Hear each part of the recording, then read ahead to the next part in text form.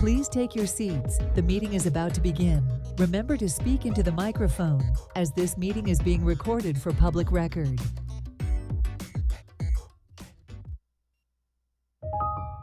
Please stand by. We are going on air in 5, 4, 3, 2, 1. Good morning. Thank you to everyone for being here. Wow, on such short notice, we packed the house, and thank you to my colleagues, everyone, for being here. This is the hybrid special commission meeting of February 7th, 2025. We're going to discuss or take action, if necessary, to obtain an update on the configuration of Ocean Drive between 5th Street and 14th Place, and really want to talk about the current status, why we're here, how we're here, and really more importantly, what's the steps forward and what the future looks like for Ocean Drive. I'm going to ask Ralph, our city clerk, to provide any instructions. Morning, everyone. During this hybrid commission meeting, the city commission is physically present in the commission chamber at Miami Beach City Hall, 1700 Convention Center Drive, 3rd floor. The public may attend the meeting virtually. However, members of the public who wish to attend the meeting or provide public comment in person may appear at the commission chamber. To participate or provide comments virtually during the commission meeting, the public may join the meeting by visiting the Zoom app on their smart device or on the web at zoom.us or by telephone at 1-305-224-1968. Again, 305-224-1968. The toll-free number is 888-471-4499. The webinar ID is 813-928-576-71#. Again, 813-928-576-71#. Members of the public wanting to speak virtually on an item during the meeting must click the raise hand icon if using the Zoom app or press star 9 on the telephone to raise their hand. The Zoom link, webinar ID, and telephone numbers provided for this commission meeting are static and do not change from meeting to meeting. Thank you, Mayor. Thank you. Yeah, so we're not going to do an invocation today. It's hopefully a fairly short meeting, but we are going to honor our country with the Pledge of Allegiance. Avalon Rubenstein won an award while at Fitchburg Feinberg to be City Manager of the Day, and today is your day. And I see that's your dad, right? All right, congratulations. Thank you for being here, and we'd be honored if you would lead us in the Pledge of Allegiance.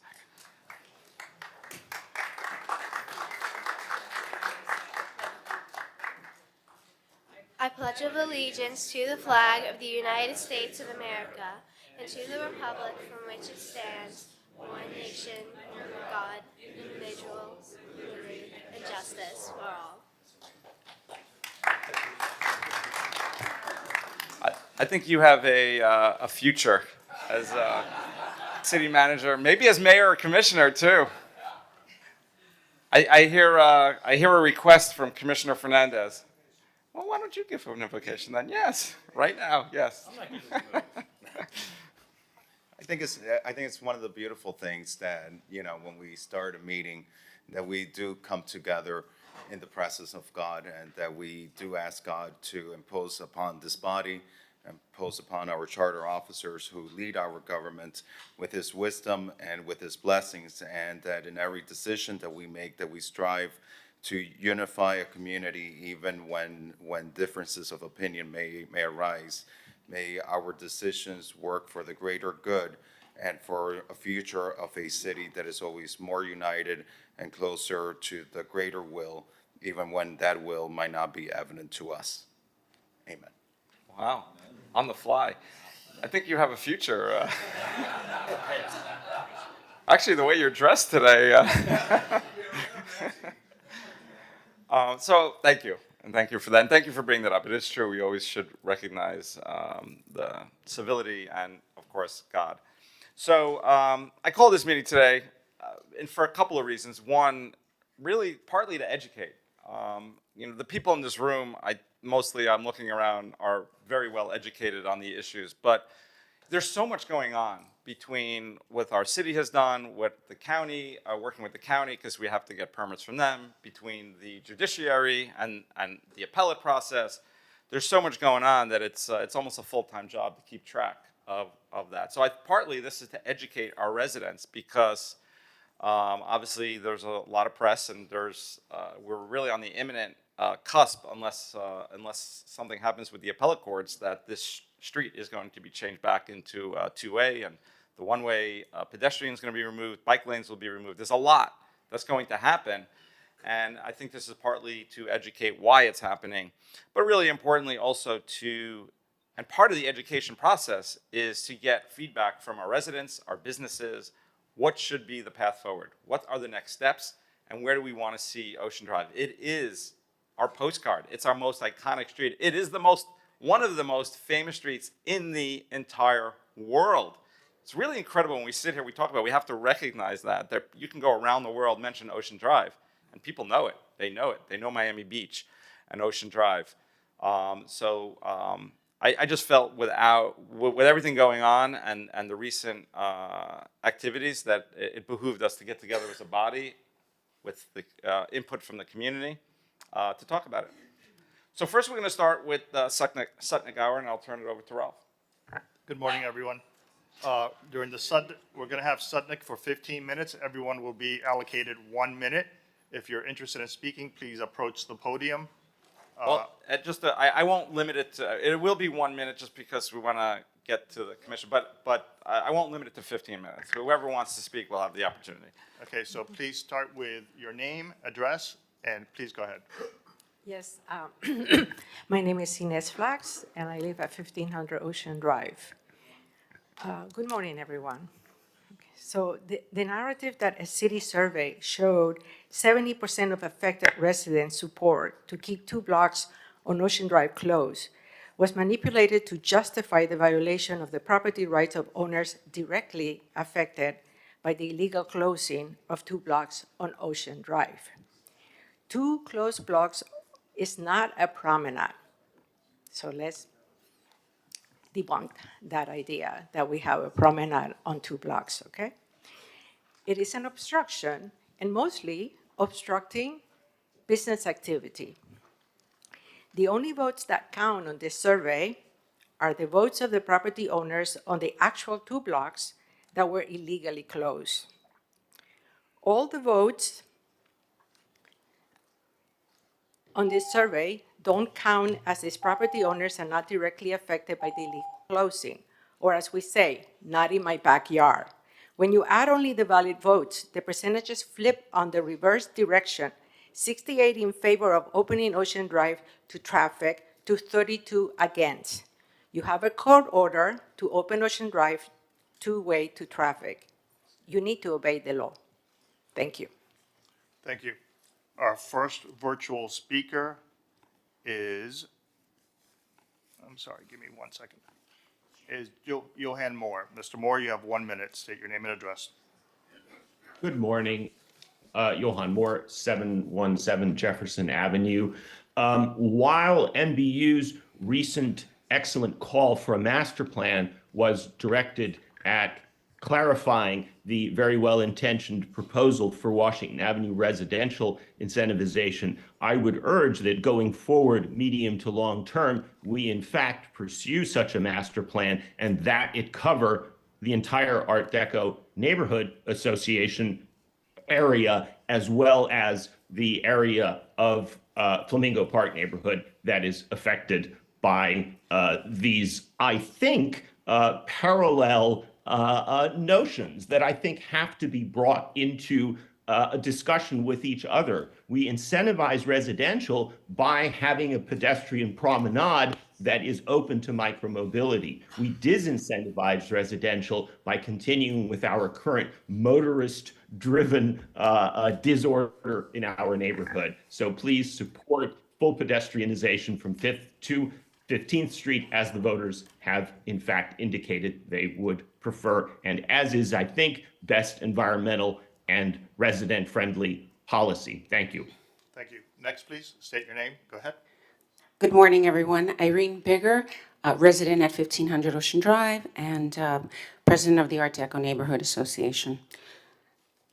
As our city strives to elevate its brand as a cultural destination with health and wellness opportunities, the Ocean Drive Promenade is emblematic of that brand, as it has transformed the north end of Ocean Drive into a haven of tranquility and a healthier and safer environment filled with pedestrians, bicyclists, locals, and visitors who can enjoy the natural and architectural beauty of our neighborhood without the chaos and pollution that comes with cars.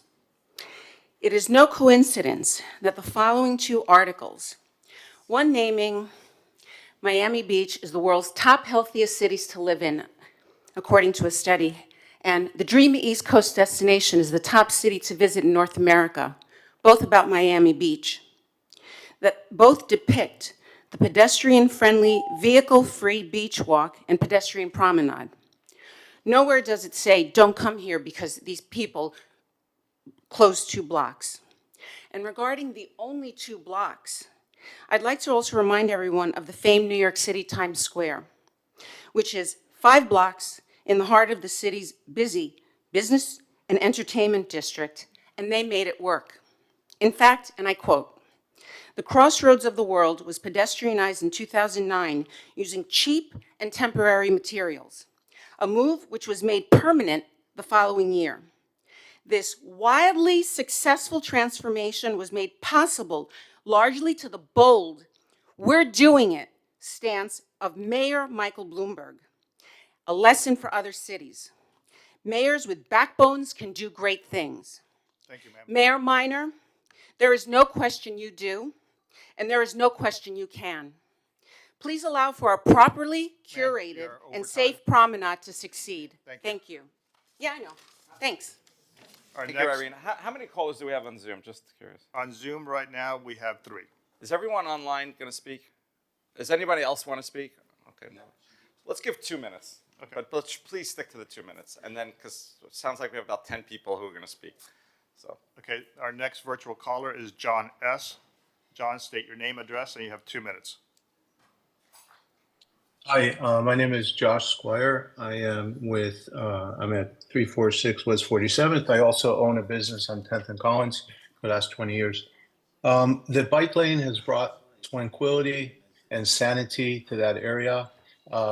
It's used primarily during the day and versus the bars are used more at night. I think that if you're forced to remove the bike lane, please add another one to the east of the sidewalk, because as you know, you restricted electric micromobility vehicles, you ticket and restrict endlessly throughout the city instead of promoting them, which needs to change, by the way. If anything, the bike lane needs to be extended and connected to the rest of the bike lane network on the side of 15th Street. We need to expand it, not remove it. Traffic is a disease in this city. I hate to say this, but you already know it. You all are failing miserably in transportation segment. I serve on the transportation committee. The transportation department's under budgeted severely. You're undermining the transportation committee's work by sending things under safety to other committees instead of transportation. You keep writing into the law restrictions on micromobility instead of promoting micromobility. So the way to get rid of cars in the city is to add micromobility, promote it, support it, extend the bike network. When are you going to change your attitude towards this and understand that traffic is not going to end until you bring more micromobility, build more bike networks? And please fight this, because this bike lane's been great. We don't want to lose it. So thank you. Thank you. PJ, can you promote Commissioner Suarez? Okay, next, please. Go ahead. Joe votes no on that. Hi, good morning. My name is Mania Sabri, and I work in one of the retail stores at 15 Ocean Drive. I just can talk about my own experience. Since Ocean Drive being closed, we have experienced a tremendous negative effect on our business, our customer, and our job. Right now, we don't know how many months we can hold on. We may go to bankruptcy. We have no customer. Even the customers stepping in the store are they're not staying. They just buy some items and look at me and ask us what is going on. What is no traffic, no business, no ambience. We come from other country, we come from France, we have people from all over the world. This street is extremely famous. We come here, especially on Ocean Drive, because we heard a lot of, but we're gonna leave. It's nothing to do, no business. So all I have to say is, please keep the job, keep the business running, and reopen Ocean Drive. Thank you. Thank you. Our next virtual speaker has a screen name of Buy Mal's iPhone. State your name, address, and you have 2 minutes, please. Thank you, Mayor. Thank you, residents. Our respect for everyone. I'm a business owner on 13th and Ocean Drive. I'm a retail business owner for 20 years. Ocean Drive used to be trafficked like a mall. Pedestrians were walking like a mall here, a busting mall. With putting barricades, it has become sort of extreme blockade. Hours and hours and hours at time, we do not see customers coming. So we are left in situation, as other retail owners said, that we don't have customers. We requested city for hundreds of times, come and cooperate with us. Either will allow us to exit and do some other use, but we can't get permits with city. As mayor said, he had a 3 years time going with Miami-Dade County to get permits. We have the same difficulties in a way with Miami Beach City. We can't get permits to change the use because our retail operation now cannot thrive because we don't find pedestrians, potential customers at many hours during season and off season. So this blockade was brought with that emergency situation in some way, but planning was not there. And it did not realize that it will affect retail businesses like us. Adding to this 14th Street, traffic has been chaos. So many delivery trucks and no outlet, and Ellie has a burden, and I'm myself victim of this, that one time my car was under the delivery truck, my hood was under the delivery truck, and wheels were on both sides. So imagine that without preparation, this situation has been brought. So we request City of Miami Beach, we are thankful to Mayor and Commissioner, they are very good people, to come and work with businesses. Thank you so They much. have not. Can you state your name? I'm sorry, I didn't catch it. Bimal, thank you so much. Thank you so much. Next, please state your name, address, and you have 2 minutes. Yeah, Ken Copel for So Be Safe. I'm addressing the pedestrian promenade today. First, I want to correct a misstatement that a former speaker mentioned about the vote, the ballot that was conducted. It was conducted by and under the rules of the county and the city. We residents didn't do it. The county and the city did it, number one. Number two, it included all residents and all businesses that were property owners adjacent to the promenade. And it returned a better than 2/3 vote to keep the promenade. Now, to the bigger picture, what's this all about? I think it's all about two things, before and after, and truths and falsehoods. What's before and after? Before, the area was dirty, drug infested, lots of police calls, residents who had dogs afraid to go out at 11 o'clock at night or early in the morning. And residents other than down there, including two on this dais, told me 5 years ago, I never go down there unless it's for business. I would never take my children down there. Well, here's the iconic area of Miami Beach, and residents from Mid Beach, North Beach don't come to it because it's unpleasant and it's unsafe. That's what it was. What is it now? It's safe. It's clean. You don't have cars blasting horns all the time. I haven't been asked if I wanted to buy drugs in a couple of years right now. There aren't drunks lying around and fighting. Moreover, what I'm hearing from people is property values have gone up in the last couple of years. What I'm hearing from business owners around the promenade is their business is up. And I believe the city's tourist statistics show that in general, our business is up. So don't throw away something that is remade, not just our immediate area, but the entire city. Thank you. Thank you. Our next virtual caller is Mitch Novick. Mr. Novick, you have 2 minutes. Please state your name and address. Good morning, everybody. Mitch Novick, 901 Collins Avenue. Just want to point out that resort taxes have plummeted this past year. It's astonishing that despite being a budget-conscious commission, the cost for this multi-year promenade experiment has been disastrous to city coffers. Why are we wasting $700,000 annually on private traffic management to divert traffic from Ocean Drive to Ocean Court? Why does the city keep throwing thousands into the broken railroad-type gate repairs, which happen all too frequently in this gated enclave?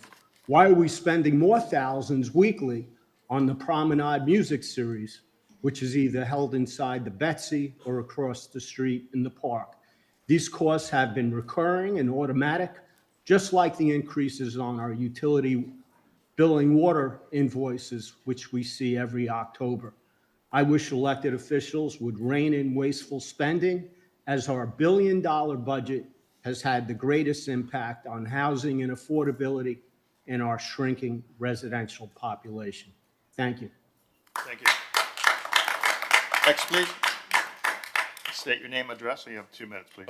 My name is Jim Winston. I live at 1455 Ocean Drive. I've been a resident of Miami Beach for 30 years. I have a business on Lincoln Road.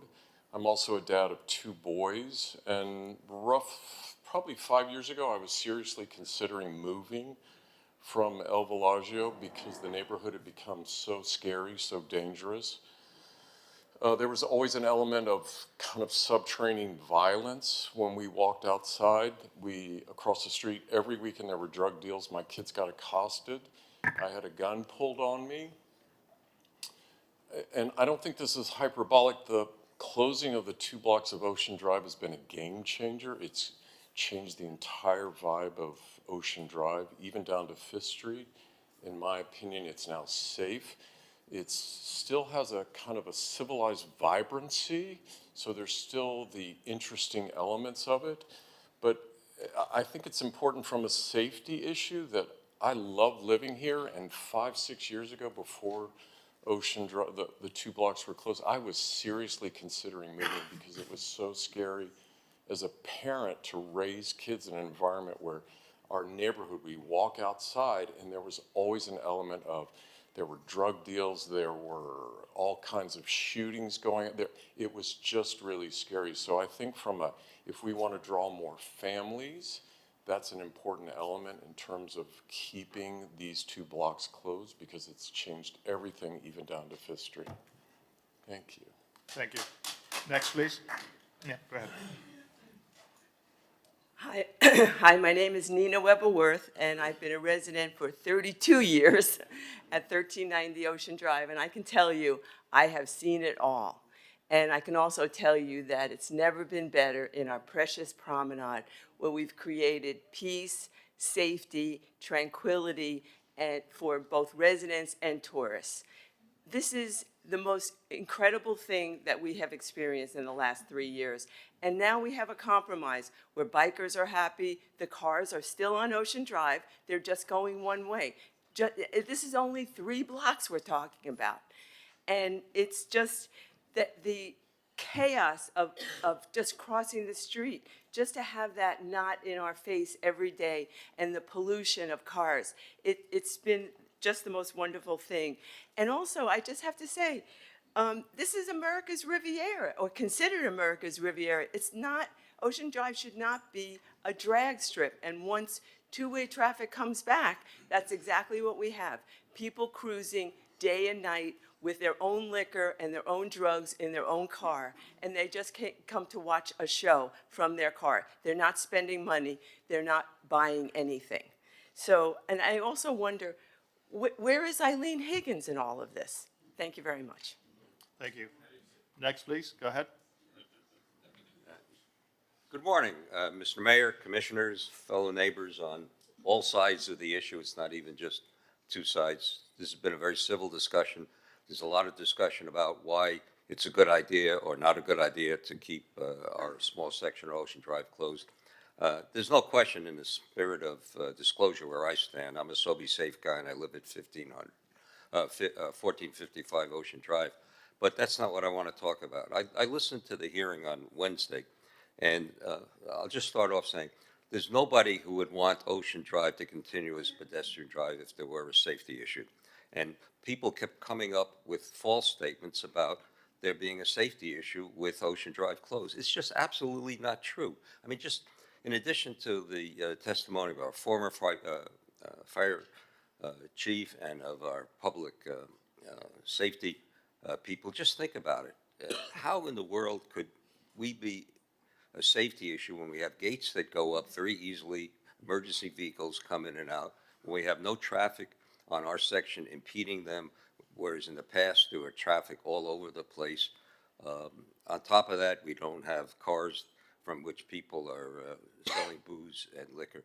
There is absolutely no safety issue. There's no question whatsoever that Ocean Drive closed to vehicular traffic is a lot safer than it was before. And so the question should be settled on the legal merits and on the desire of our political leadership and our residents, and this safety issue should just be put to bed once and for all.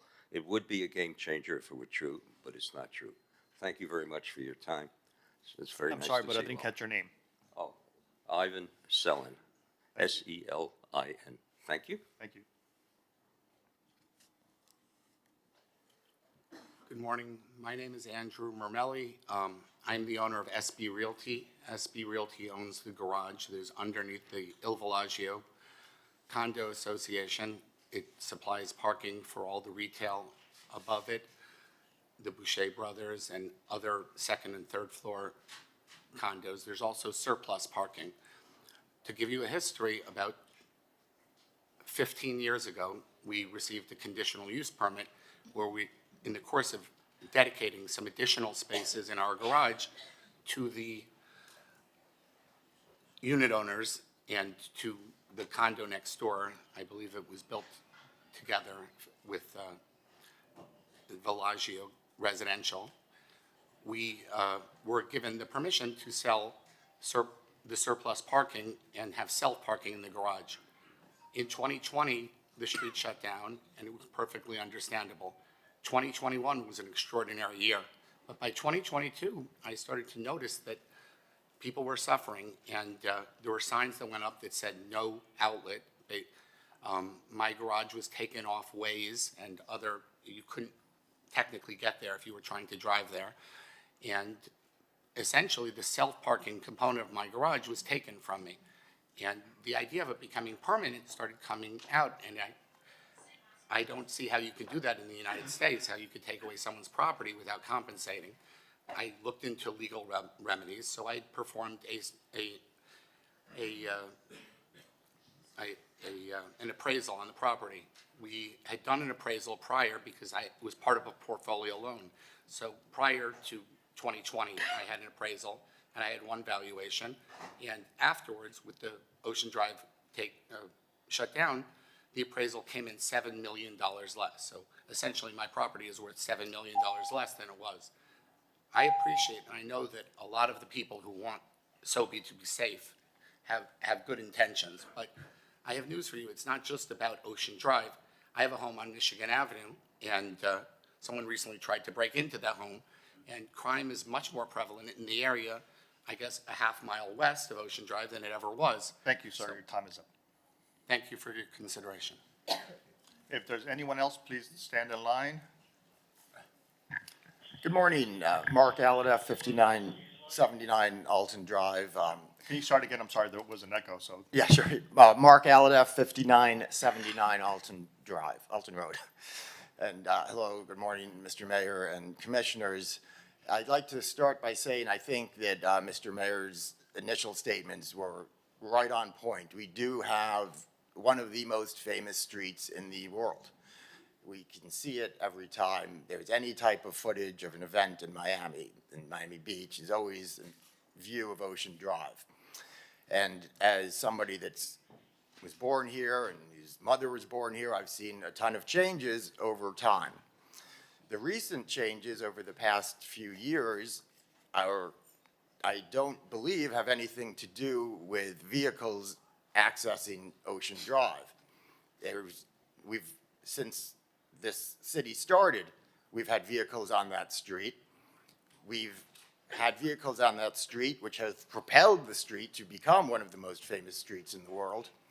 And the vibrant activity there and the retail and hotels that are there create this incredible opportunity of tourism that we have and do show our face to the world through Ocean Drive. We also have, in my opinion, one of the best police forces in the state. And I think that the opportunity to increase their resources and perhaps think about a better distribution of their services throughout the street is the real solution to this problem, not closing down the street and harming all of the retail operators that are currently there. Thank you very much. State your name and address, please. Hello, Mayor, Commissioners. My name is Cecilia Jorgensen, 34 West Marina Drive. I would like to ask to open up back the 2 blocks on Ocean Drive. I've been here over 30 years, and I have had friends and family come visit from all over the world, and they love Ocean Drive. I mean, love it. Like you say, it's one of the most famous streets in the world. And a couple of times now the last year, they've come with an Uber. They've been dropped off, and it was specifically a friend of mine's grandmother, 80-year-old, dropped off in the alleyway because they couldn't take them to the hotel, pouring down rain, dragging their luggage, and homeless people in the alleyway. So, I mean, it was not a good situation for them at all, and they said they would never stay on Ocean Drive again because of this, because they couldn't get dropped off in front of their place of staying. So I think that's something to take into consideration, the safety of closing off these blocks. And also I'd like to say, when I'm there with my friends that are residents in Miami Beach that love Ocean Drive, someone said they never come, they do all the time. And they don't want to walk that block and a half to try to get an Uber, also because of safety. So I think there's, you know, there's different ways to look at this, but I would like to see it open back up for safety. Thank you very much. Go ahead, please. Good morning, Honorable Mayor, Commissioner, and General Manager. My name is Vanina Tagvorian, and I'm a property owner and the president of Ocean Drive Promenade Community, representing a growing coalition of residents at 1500 Ocean Drive and other residential buildings who support the reopening of Ocean Drive. Let's be clear, that is what the residents want. Over 170 residents have signed our petition and demand that Ocean Drive be fully reopened. The overwhelming majority residents, business owners, and visitors want a thriving, accessible, and safe Ocean Drive and not an isolated, dead zone blocked off from life and movement. But let's also talk about safety, because what has been done is not working. By forcing a dead end, the city has created a ticking time bomb for accidents. Reckless driving, U-turns, and confusion have turned to a 15 to 14 place into danger zones. There have already been accidents, and with every day that passes, the risk increases. This is not safety, it's negligence. The judge was clear this closure was not legal. Ocean Drive must be reopened fully and permanently with real safety measures, not artificial barriers that cause more harm than good.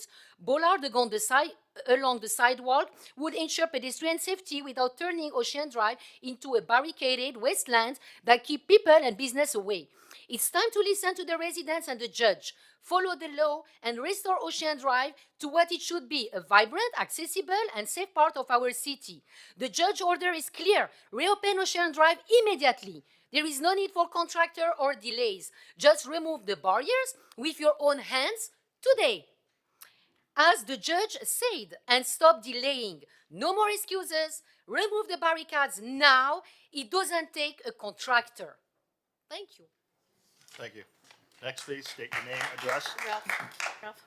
I'm sorry, Madam, could you just answer a quick question? You presented last week, I think it was. My association, Ocean Drive, Yes, Promenade and- Community. Right, and Yes. you said it was a not-for-profit. Are you a registered? I'm not profit and I'm not a lobbyist and non-profit. In fact, even excuse me, is it a registered 501c3? Have you registered it as an organization? Yes, I'm on sunbees.org. It's an organization has only 2 months. It's a 2 months old organization because I purchased an apartment at 1500 Ocean Drive, and I saw that a lot of residents, they wanted to make it open, and so I support those residents. I don't want them to be silent Okay, voices. I understand. But I'm not getting yes, to the. it is on sunbees.org. It's active. It's all legal. Everything is good, and even I didn't receive anything. Even I spent my money for my first meeting, and I spent my personal money for and my time for everything I'm doing. I just want to do right by the residents who are thinking like me. They want to have, like in France, Nice, Promenade des Anglais, something lively and not dead zone. That's Thank all. you. Thank you. Oh yes, I am. Go to sunbees.org. Okay, next speaker. You know, it's a public information. You can Next speaker. It's public. Our next speaker is Andres Acion. Please go ahead. You have 2 minutes. State your name and address. Mentioned, I mentioned this before, and at the end of the day, the regular traffic flow that comes east on Fifth Street is being blocked from entering Ocean Drive because the traffic is going from north to south.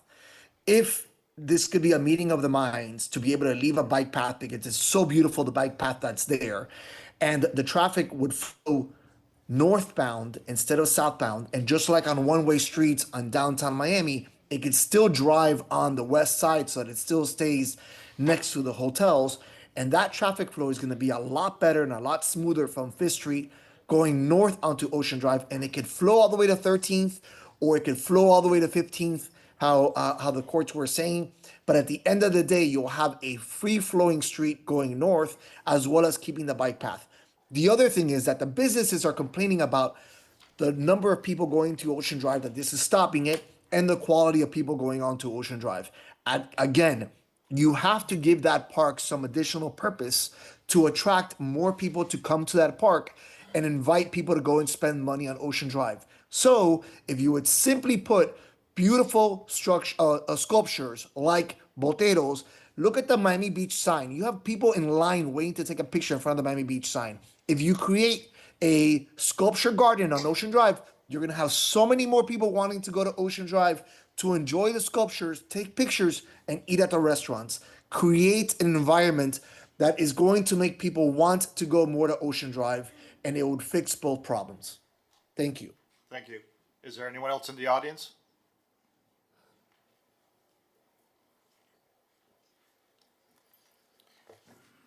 David Wallach, speaking on behalf of David Wallach. The most important concern of this entire matter is safety. And for anyone not to recognize it is a disservice to me, to our police department, and mostly to our fire department, who drive large vehicles and cannot get through those barriers at the north end without a significant delay. The president of the fire union said to me, seconds matter. Seconds in a fire. That barrier and the second barrier create mega delays. Now look at the traffic that backs up and has to get into U-turns, slow 3.4-point U-turns to get out of there. That happens 50 times a day. If an emergency vehicle pulls in behind any of this coming around 15th Street and they run into that, it's a bottleneck and it's even more delay. Dade County 3 times instructed this city to reopen Ocean Drive. Why? The safety concerns. This is from a safety report by Ralph Arenberg, an expert traffic engineer. It was presented, but not really listened to. He states, "This closure was not approved by Miami-Dade County as required under the applicable code provisions and resulted in very serious detrimental effects to both residents and businesses located along the pedestrian plaza and Ocean Drive, as well as to the general public. The county has repeatedly rejected the city's application for this closure because it creates a slew of dangerous conditions that continue to exist, the most serious of which is the lack of direct and immediate access to Ocean Drive by fire trucks and other EMS vehicles. The city's closure of Ocean Drive between 13th and 14th Place continues to cause an imminent threat to the life, safety, and health of the public that must be resolved by immediately reopening Ocean Drive. The safest option to remedy the hazards is to change the traffic configuration of Ocean Drive back to the original two-way configuration." And by the way, here is a resolution from our own Transportation, Parking, and Bicycle Pedestrian Facilities Committee. "We urge our elected officials to immediately reopen the Ocean Drive Promenade located between 13th Street and 14th Place, which has remained closed for vehicular traffic since May 2020.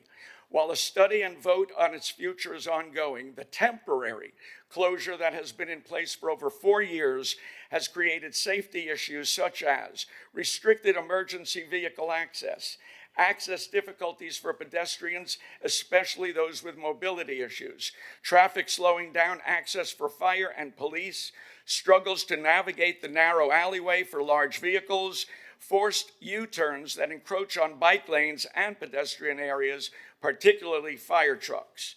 Further, if a permanent closure is being considered, this board opposes it and believes the current vote, which only includes stakeholders immediately near the closure, is insufficient and disenfranchises other stakeholders in the area. A broader vote should include more voices and address which portions of Ocean Drive should be closed rather than an arbitrary selection of this area. The board recommends that reopening the promenade immediately is essential while further decisions are made." Thank you. Our next virtual speaker is Michael Resnick. State your name, address. You have 2 minutes. Michael Resnick, 1500 Ocean Drive.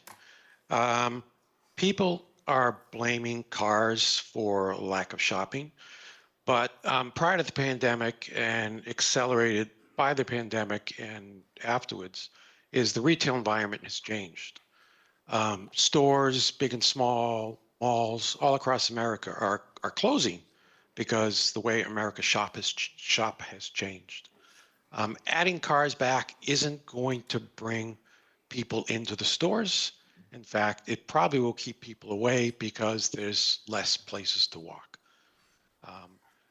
Just another comment about there was someone from 1500 Ocean Drive saying that she has a community group that 175 residents signed a petition to open the road. There's only 115 units, 14 units in our building, so I'm not quite sure how that number came to be, so just question what was said there. Thank you. Thank you. Next, please. Go ahead. You have 2 minutes. Good morning, Mayor, City Commissioners, City Manager, City Attorney, and City Clerk. My name is Matthew Galtanoff, 125 Jefferson Avenue. Before 2020, I used to ride with my children from South Beach to the JCC for swim lessons. On the weekends, it was nearly impossible to ride through Lummis Park on the Serpentine Pathway. Then in 2021, the Commission unanimously approved with strong resident support the current configuration, southbound traffic with a two-way protected bicycle lane. The design has proven nearly perfect, allowing people to travel to, from, and through this iconic area safely by any mode of transportation. My kids went to school on 17th Street, and every day I rode them safely along Ocean Drive. What an experience it was for them. Removing the bike lanes and replacing them with cars in both directions would be a huge disappointment, and it would also be a downgrade in quality of life. While a painful decision, removing the pedestrian plaza temporarily will help build goodwill with the county. And what Mr. Wallach just said, again, it focuses on that pedestrian plaza, which is where the concerns of safety reside with the county. I urge you all to bifurcate the issue here. You have the pedestrian plaza and you have the southbound configuration with the bike lane.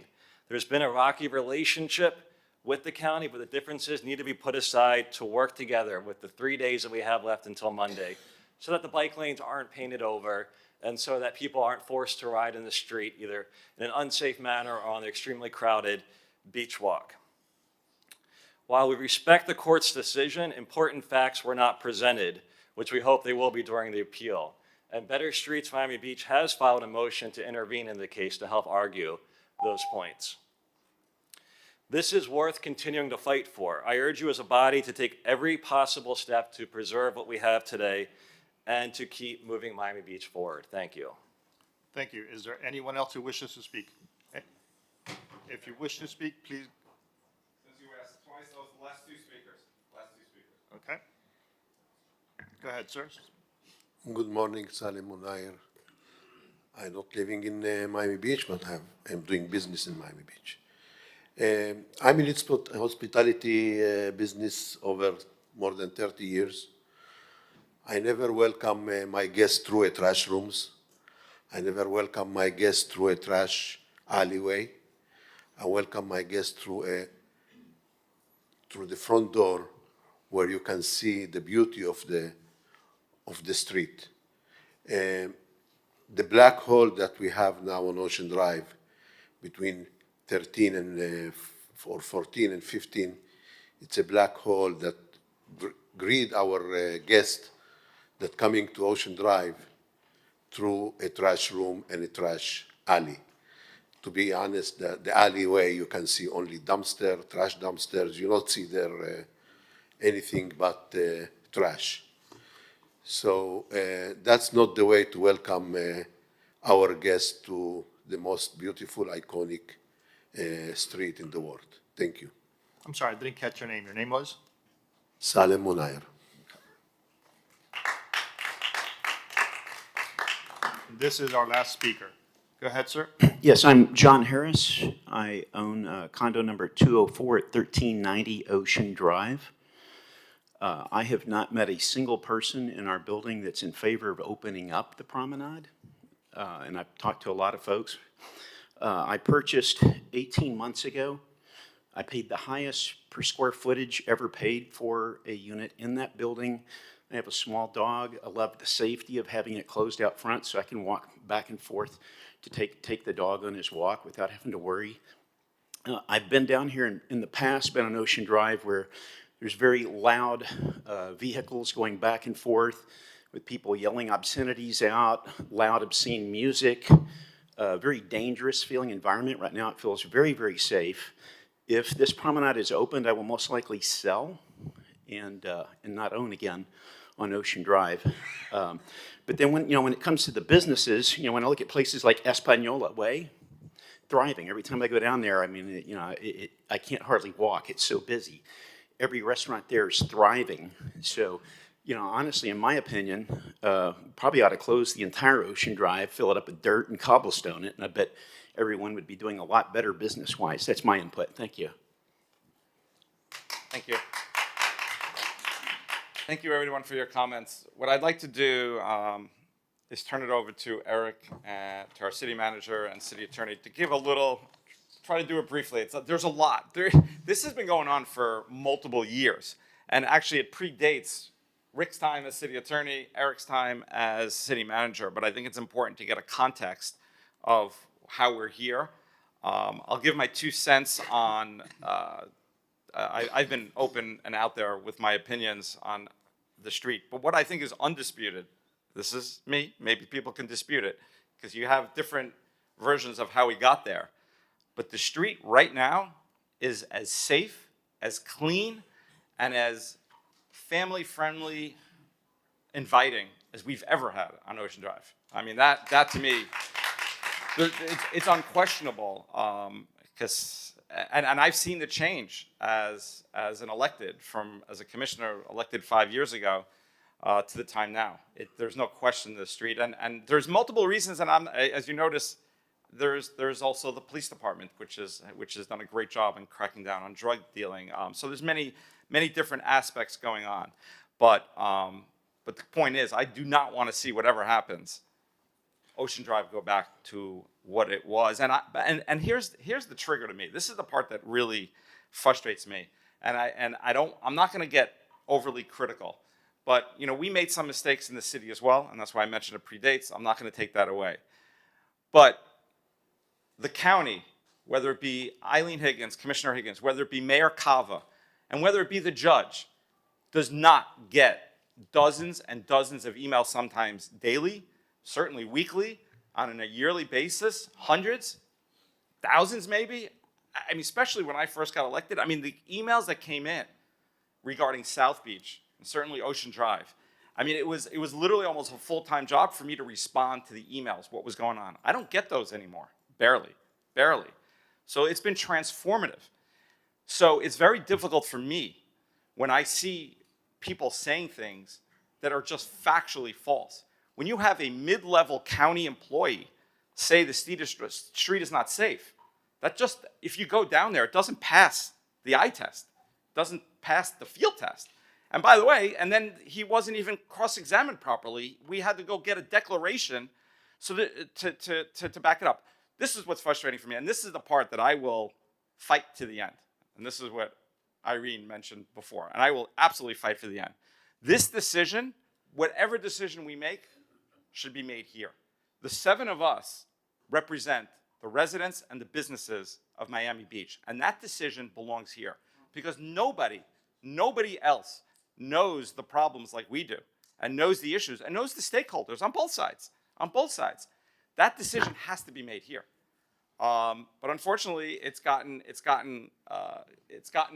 very political, to say it straight, with the county, with the judiciary, and ultimately that's what I will continue to fight for. We make the decision, whatever the decision that makes, what's made, we represent the residents and businesses of Miami Beach.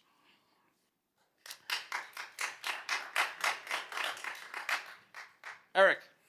So thank you. Good morning, everyone. Eric Carpenter, City Manager. Just a brief history on this particular discussion. This commission issued a resolution back in October 27th, on October 27th, 2021, directing the administration to design and implement a one-way southbound condition on Ocean Drive between 5th and 15th Street.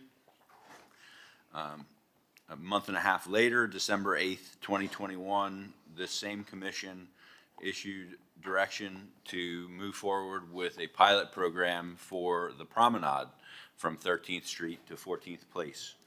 On January of 2022, the one-way configuration was approved by the county and implemented by the city. Same time, the pilot program was initiated for the promenade. Lot of coordination, lot of back and forth with the county, many conversations. I went back and looked at the record. We've had 15 LTCs over the last 2 years on this matter. We've had close to a dozen letters back and forth with Miami-Dade County Public Works. On January 30th of 2024, a block party permit was issued for the promenade with a 180-day duration to move forward with what we thought was going to be the permanent pedestrianization of that 2-block stretch.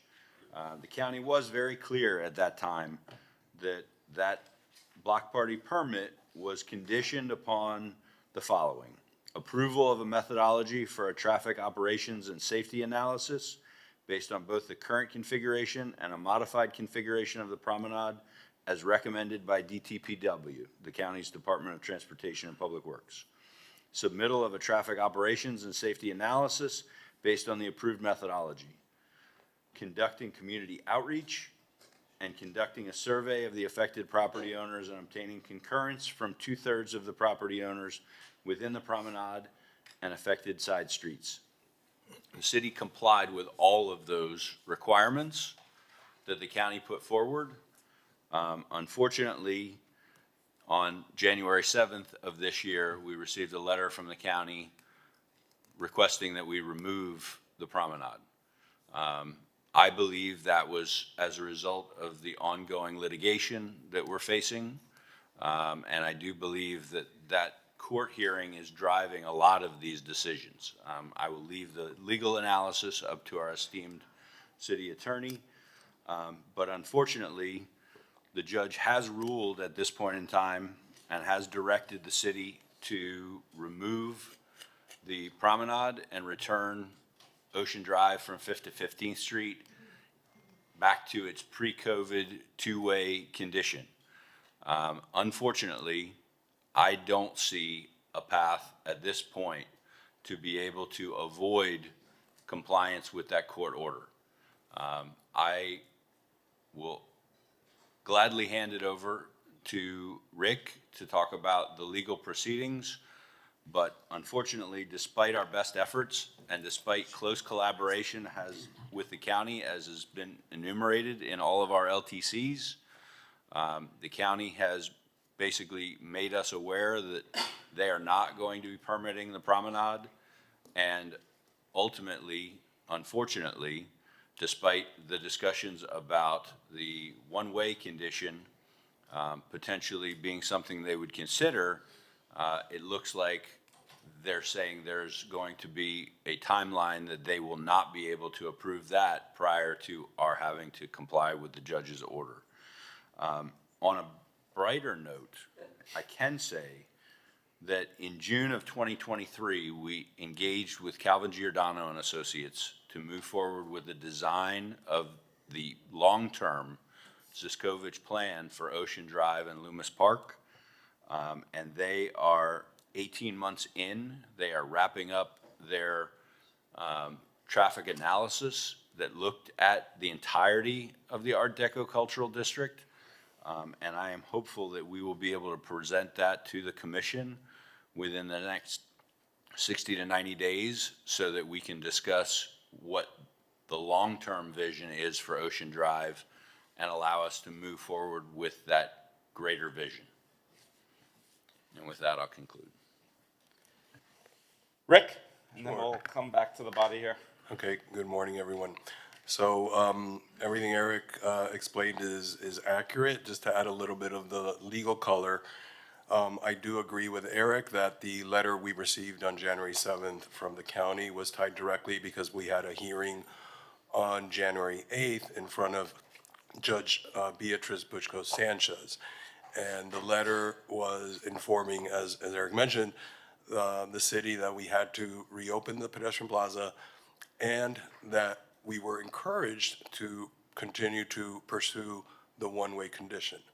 At the time, I think it was the first time that the city heard the term temporarily approved because the city had obtained a permit for the one-way condition, I believe at the beginning of 2022, and that condition has existed for 3 years, seemingly without any problem or concern raised by the county. So in that letter of January 7th, the county first used the term temporarily approved.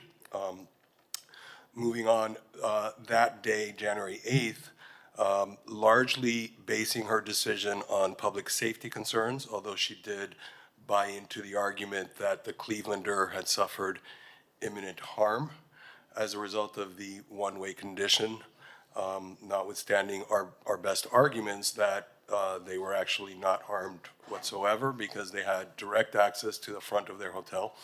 The judge nevertheless found that because of safety concerns that had been raised by the county and that the county had indicated we no longer had a permit for the one-way condition, that we had to return Ocean Drive to its pre-COVID two-way condition, absent obtaining a permit from the county for the one-way condition. So she somewhat confounded the issue of what the safety concerns were that had been raised by the county, which subsequently was clarified in a deposition by the same county employee who had said that there were safety concerns. She clarified that the safety concerns were focused on the pedestrian plaza.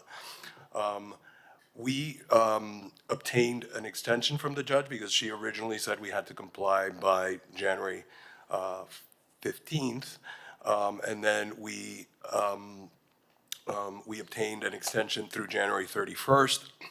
We subsequently filed a notice of appeal because separate and apart from the county's direction, our belief is that it is up to the county to direct the city in matters involving traffic flow and not the courts.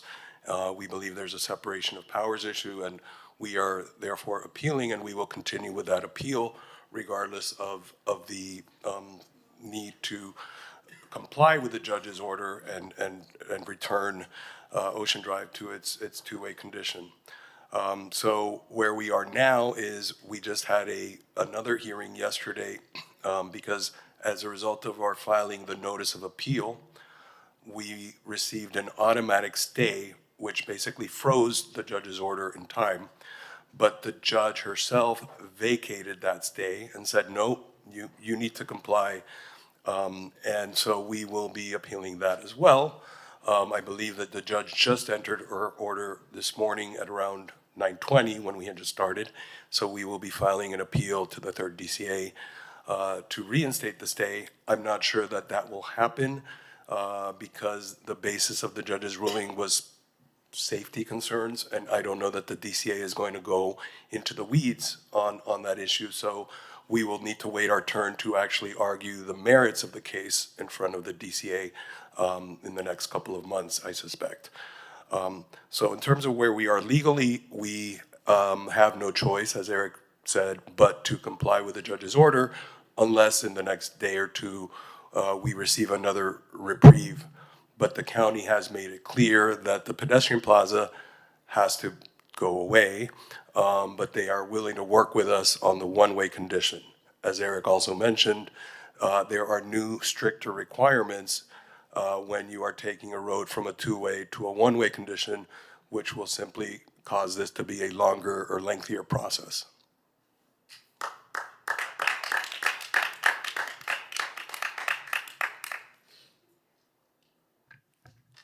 The only comment I'll make is, I'll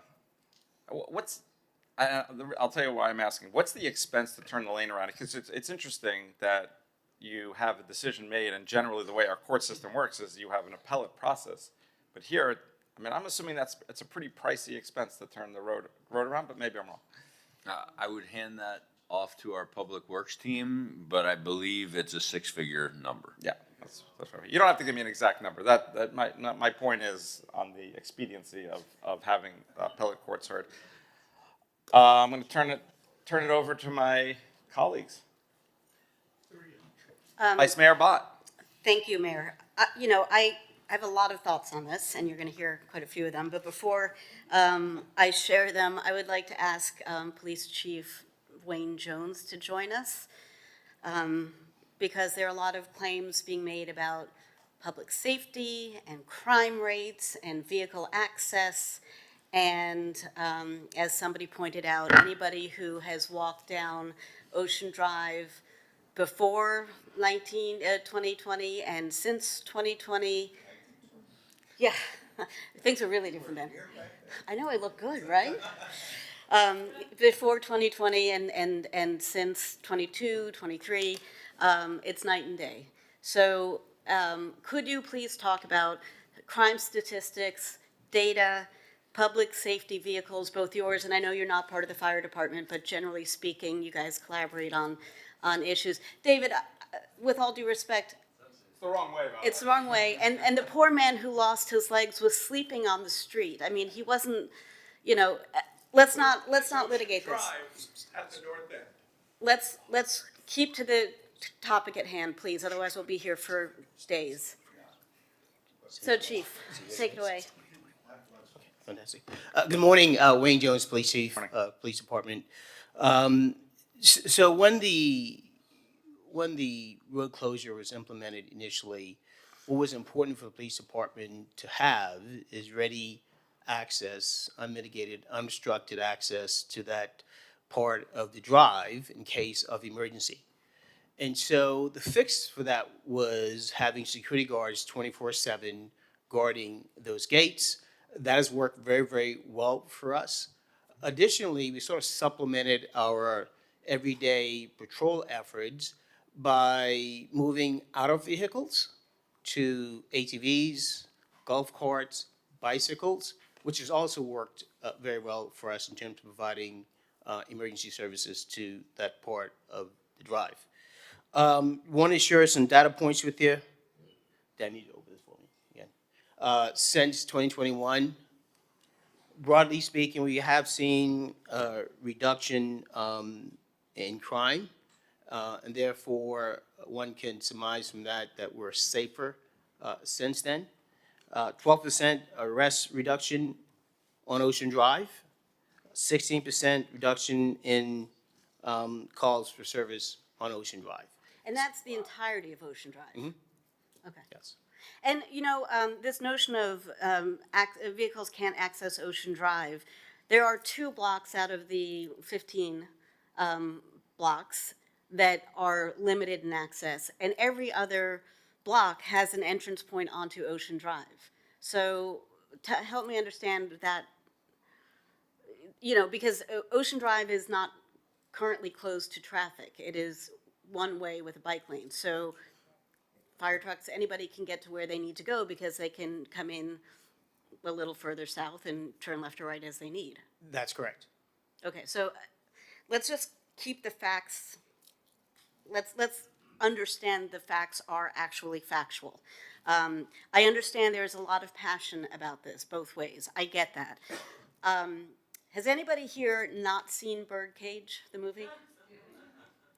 Because it's wonderful on its own merits. And I watched it again a couple of times recently for various reasons.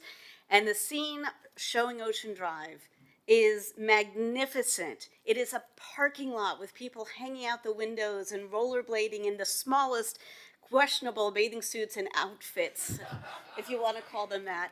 It's awesome, but that was a point in time. And that's not what our tourism is. That's not what our business model is. That's not what our brand identity is. It was a fabulous point in time that was the beginning of the renaissance of Ocean Drive, but we have evolved and moved on. We have grown up from that no-holds-barred version of ourselves. The Clevelander claims they've been damaged in their business model, but they haven't changed their business model since we were filming Spring Break on the beach here. You know, we close down Ocean Drive for a couple of days every year. We do the Art Deco weekend. And whether or not you know anything about architecture, people wander around looking and saying, this is awesome. And if the Clevelander and the other restaurants along the drive, but especially the Clevelander, wanted to embrace that and put people into period costumes and have Art Deco jazz music coming, they would have people lining up for drinks outside, right? But they're not. They're doing their own thing, and that is their prerogative. But don't blame us for your business model if it's no longer what the customer desires. I think we really need to bifurcate the issues. I think we need to bifurcate the small 2-block pedestrianization. Thank you, Chief. I don't mean to keep it there forever. Thank you very much. I think we need to. No. Why is he special? Why did he get too excited? Okay, I got this. You guys,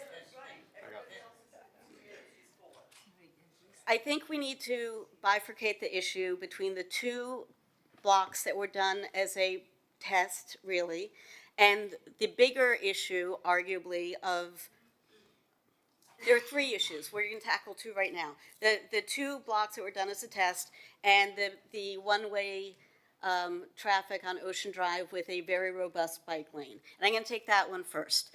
Well, one of the callers, I think his name was Josh, was excoriating us as a government and as a community because we weren't doing enough for micromobility, that we are not helping our traffic because we don't have safe places for people to ride. We have one of the best living examples of how cars and vehicles can coexist safely on a pretty major thoroughfare in our city. and we are being told to undo it. It flies in the face of public safety, in the face of common sense, in the face of caring about residents. We have reams of data, and this is not even most of it. This is a soupçon of data showing that pedestrianized roads or partially pedestrianized roads generate so much incremental retail sales and value, retail sales especially to restaurants and bars. They help with employment issues because people don't have to drive in from parts further west.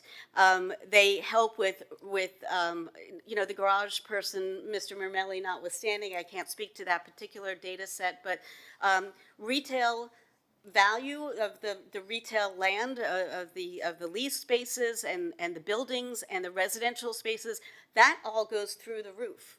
There is significant money to be made for everybody by making Ocean Drive safer, more pedestrian friendly, accessible to cars as needed. And for folks who say, well, I can't get to my hotel, or the Uber driver dropped me in an alley in the rain. Well, shame on that Uber driver, because there are points onto Ocean Drive all the way up and down, and you can go around the block and drop somebody right at the front door of the hotel, and you should have an umbrella in your car to help that person to the front door, right? So that's not a fair assessment either. There are pedestrianized streets and plazas throughout the world, Asia, South America, Central America, Europe, that are the most expensive real estate to be had, the finest hotels, the best restaurants, the coolest bars, and they think about it holistically and think about the traffic management and the emergency vehicle management and how people are going to get to their destinations safely. We can do this properly. All of this, and this is one of the reasons I ran for office, is that we have, as a city, too long of a history of doing things piecemeal, like, oh, this sounds like a good idea, let's do it right here and right now. What sounds like a really good idea, we should be thinking about holistically and thinking about how to do it in an integrated managed fashion so that the businesses on Ocean Drive will be empowered to thrive, that we have ways to get people to their front doors of the hotels and the restaurants, that we have places for people to move their cars off of and get their bikes onto, that we have people who can coexist in bikes, rollerblades, e-mobility, cars, whatever you need in a holistic fashion. And we haven't done that yet. So to say that it's not working is not a fair assessment. It just isn't. So I think there's a bigger part of this that maybe we'll get to later today, or maybe it'll be a separate issue, but you did mention that there is, or no, Eric, I think, mentioned that there has been a plan in the works for years to think holistically about how we reimagine Lomas Park. And this is a time. Let us not let other authorities govern how we choose to live. We are trying to make ourselves one of the healthiest, most well-beingist, that's not even a word, but we should make it one of the best places to live in the country. And putting more cars into places where there are children and dogs and rollerbladers and bikers is not the way to do that. It is counterintuitive, it's not safe, it doesn't make sense, it's expensive, and oh, by the way, it doesn't photograph well. When do you think you're gonna get those pictures of Ocean Drive lit up in neon at night, or at sunrise when everything is glowing pastel? Those are the pictures that are driving people to your businesses, because they want to eat there. They want to see the sunrise and have coffee after they go for a run on the beach. You're not going to get those pictures. They're all going to have to be photoshopped out with the cars beeping and with their exhaust spilling out. So let's end this nonsense about it's terrible for us. It's terrible for us the way it has been unfolding. We know that parts of it are excellent, and we know parts of it should have been done differently and better. So let's do it right moving forward.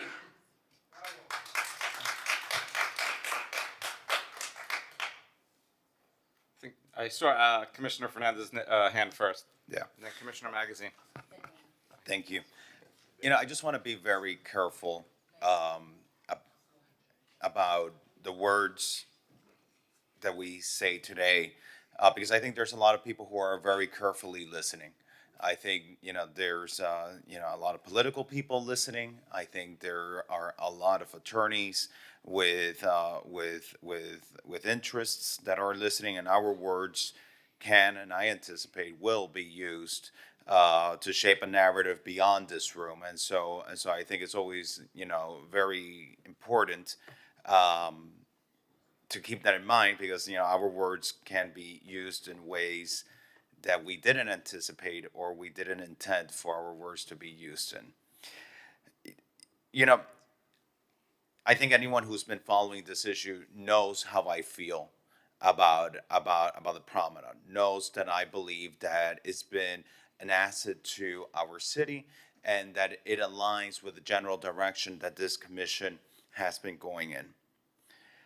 But the courts have ruled, and whether we agree with that decision or not, we are a responsible government and we are responsible leaders, and we have to respect the authority of the judiciary, whether we like what the judiciary is telling us or not. And that's an issue. And we're asking governments to respect us and to give our community what our community is asking for. But we can't demand respect from other jurisdictions in government if we don't respect their authority as well. And, I could say a lot of things here today that my constituents will love. And so many of the merits of this promenade, but the county has jurisdiction on this matter.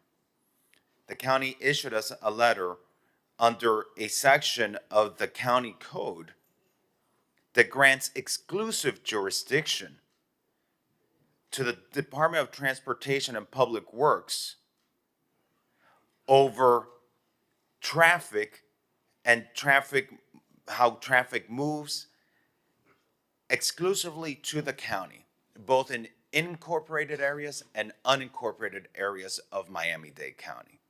And my approach would be different. My approach would be, we have to respect the ruling of the courts.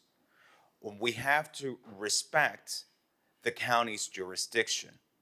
But like in other matters, the county has granted municipalities the ability to make local determinations on certain issues. Like, for example, they've done it on traffic control devices. They've done it on safety devices on roads. They've given local governments, by the governments working with the county, the jurisdiction for the cities to do it legally. And this might be one of these things that I feel it might be proper, rather than fighting with Miami-Dade County, and rather than not following the order of a court. I mean, I don't know, Mr. Attorney, what precedent is there for not following a court order? I don't believe that the city has ever not followed a court's order. Yeah, actually, Commissioner, I'm curious, because you kind of warned us to be careful what we say, but by asking that question, I think I don't think we've ever violated or not complied with a court order. And so my point is, I think it's better to ask. If we really want this, let's ask for there to be people granting us this jurisdiction. Because right now we don't have the jurisdiction. And we're having to go to the county, and the county is doing what the county feels it needs to do. And that's my point on this. We're asking permission from another government to do something. They're telling us what their position is. We don't agree with their position. The courts have ruled on something. We have to respect the court ruling. But what we can do is go to the county and ask them to give us the jurisdiction so that they're not caught in the middle of this. Oh, Sammy doesn't like that. Sammy's growling. He doesn't like what I'm saying.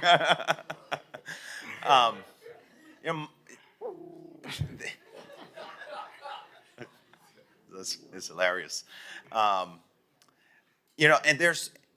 Miami Beach is very different than so many other places of Miami-Dade County. We are a densely built environment. We are a pedestrian-friendly area of the county. And so I think if we were to take that approach, I think it would be received much better, and it would be the most professional, I believe, and the most collegial way to go about this with partners who we have right now no option but to work with. And so I'm not happy with the decisions the county has made on this, but it's their authority, and I have to respect their authority. I'm not happy with the decision that the court has made on this, but they are the judiciary, and we have to respect the judiciary regardless of the appeals. In the meantime, you know, our manager has put it in writing. The direction of the court is for immediate removal of the Ocean Drive promenade and returning the entirety of Ocean Drive to the pre-COVID condition of two-way traffic. I don't agree with that, but that is the order of the judge. But what we can do is ask the county to give us this jurisdiction because of our unique character here to be able to make these decisions here, which is, I think, ultimately the desire of our government. We want to be able to make these decisions locally in the city of Miami Beach, and we can certainly ask the county to grant us that authority so that they're not caught in the middle of this debate. Thank you, Mr. Mayor. Thank you, Commissioner Magazine. Thank you, Mr. Mayor, to the colleagues of the community for being so interested here. My vision for Miami Beach, simple, maybe not simple to achieve, but very simple. That's to create the best community to live, work, visit, raise a family in the entire country, if not the entire world, right? And we're blessed that our template is there. And we need to kind of break this apart into what's going to happen today, what's going to happen over the course of the next couple of months, and then what our longer term plan is. One of the frustrations that I've endured that caused me to run and still continue is just those slow turning wheels of government, right? We've had a master plan in here. I believe we paid $500,000 for, 6 years ago, 8 years ago, something along those lines. You know, another 18 months for traffic studies and things like that. But we are where we are today. I'm going to lay out what my vision is and how I think we should move forward, right? Of course, I would never instruct our city to do anything other than follow a court order. So while I lament that there could be, excuse the transportation pun, but a roadblock here or a speed bump in executing our longer term vision, it's something that I remain committed to. That being said, the vision that I have, a rising tide lifts all boats, right? If we truly do achieve and execute on that vision of collectively making Miami Beach the best place in the entire world, our residents will love it and our businesses will profit, right? Those are not mutually exclusive. For so many years in Miami Beach, the quality of life of our residential community was in an adversarial relationship with our business community. I think Miami Beach is in the process of reinventing ourselves, of branding ourselves, where those things can go hand in hand, where our businesses can prosper and our residents actually benefit and enjoy the quality of life that those businesses are helping us to execute and facilitate on. So where does that leave us today? Unfortunately, I do believe, I'll put this part over to city staff, that we will have to follow court orders. However, I think immediately we need to say, what is our short, medium, and longer term vision? Are we going to truly execute on this Ziskovich plan, or at least large portions of that? And I think that's something that we need to iron out, understand exactly what that plan is, and how we move forward with that. My vision, what I would love to see, is the best, bar none, pedestrian promenade that fronts our beach in the entire world, right? If you think about some of the most iconic places that front beaches and oceans, you don't get that vision of cars revving up and down and cruising at night and things like that.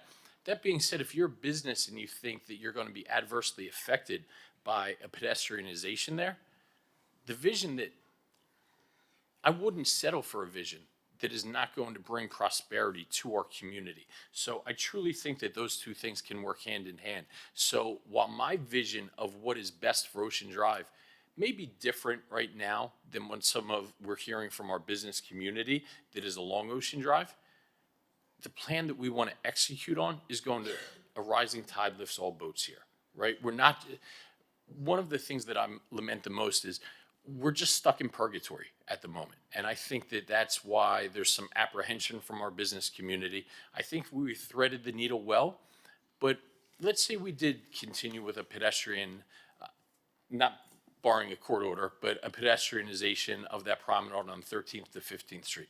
I don't want to walk out there and it feels like you're in purgatory where it's just two sidewalks painted and this ugly fence and the street.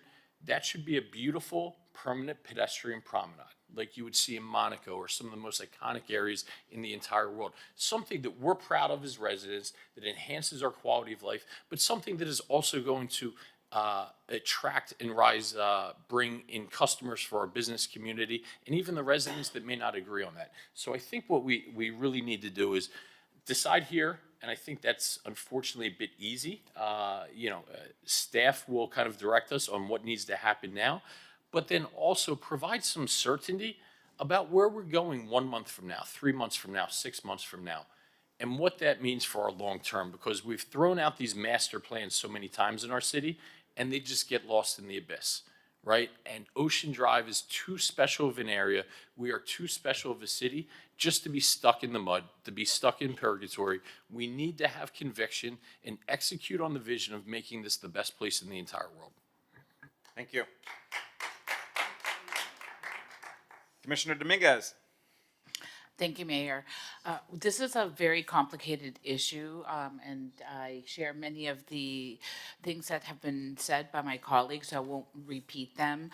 I have a few concerns. One is we have a court order and we need to be compliant. So first is, when will that happen? Through the chair. So as mentioned in the LTC that went out last night, we have people on Ocean Drive right now. We were waiting for the judge's ruling to be finalized. And my instruction is, as soon as this meeting concludes, that they are going to remove the promenade. And the promenade has been extremely successful and they have concerts. Can we continue, how can they get permits to continue until the future master plan and discussion of the vision of Ocean Drive? How can we protect the Sunday concerts? So my understanding is that the Sunday concerts take place on the lawn primarily, except if there's rain, and then they go inside at the Betsy. So I think there's still a possibility for them to continue to have the Promenade music series on the lawn, but ultimately we have a special event permit process that allows us to do special events. We also have a maintenance of traffic permit process if there are lane closures that need to be implemented at certain times. Does this ruling prevent them from applying for the special event permit? Because I've been to the Sunday concerts, and while they are on the lawn, there's a beauty of how it spills into the street and people go back and forth and have that pedestrianization. Does the ruling prevent them from doing that? So I would have to defer to our city attorney on whether or not he feels like they're mutually exclusive. Well, the one thing that comes to mind is that you may be able to apply for a block party permit from the county for these temporary events, because that was one of the concerns that was raised during the proceedings, was that the block party permit issued for the pedestrian plaza was supposed to be temporary in nature. So you could continue theoretically to have those events if you needed to close off. And as the manager said, we have the ability to issue special event permits on our own. And I'm not So sure there's if a concert on Sunday. How can we assist to ensure that they have that for Sunday? I'm not familiar with the details of what the footprint for that concert is, so I can't answer. So I think that they have a special event permit for the concert series in its entirety.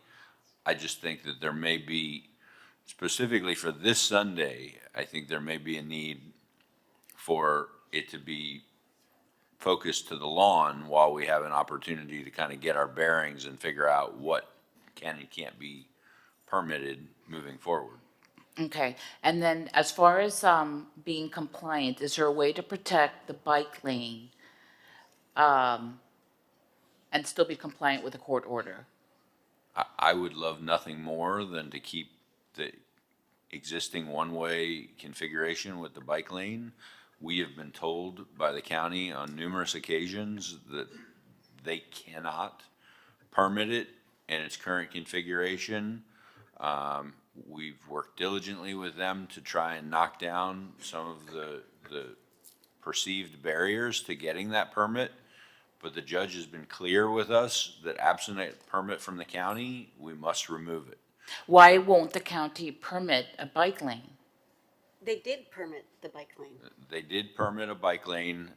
They are now taking the position that the prior permit expired and that a future permit would be subject to a number of provisions, including a recently approved state statute that preempts the repurposing of lanes.